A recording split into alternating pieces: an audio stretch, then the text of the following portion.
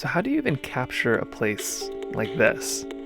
I'm here at Alyeska, which is just a quick drive from Anchorage, trying to capture what it's all about in watercolor.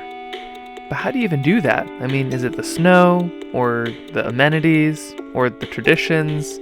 Or maybe it's just all of those different people making all kinds of turns that bring this mountain to life.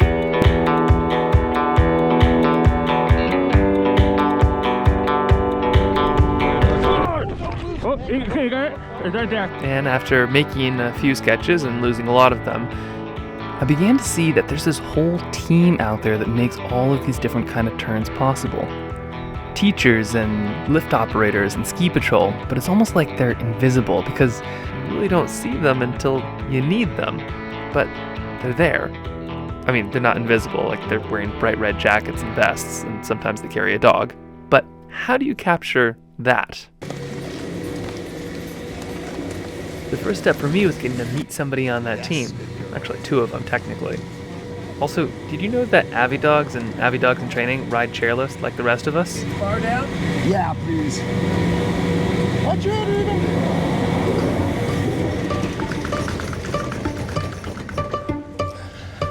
There you dog. go.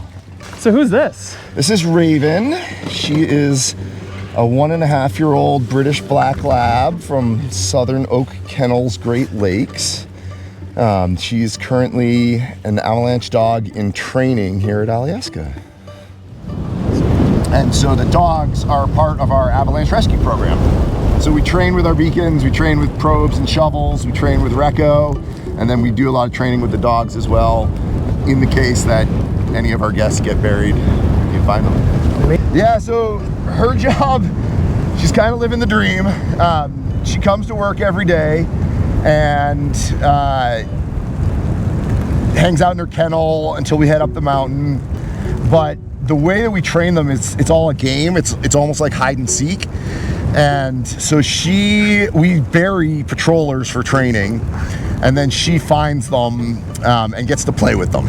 And she gets to play with her favorite toy. We make it super fun. We make the patrollers act really goofy. And so her real job is to find people buried under snow. That's her primary purpose here on the mountain. But avalanche dogs also are a great way for us to kind of breach the subject of avalanche safety, and the dog makes that conversation really easy to open up and get involved with. They do a lot of outreach. We take them to schools and things like that.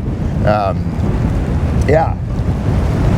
But they hang out with their buddies on ski patrol and yeah, live the dream.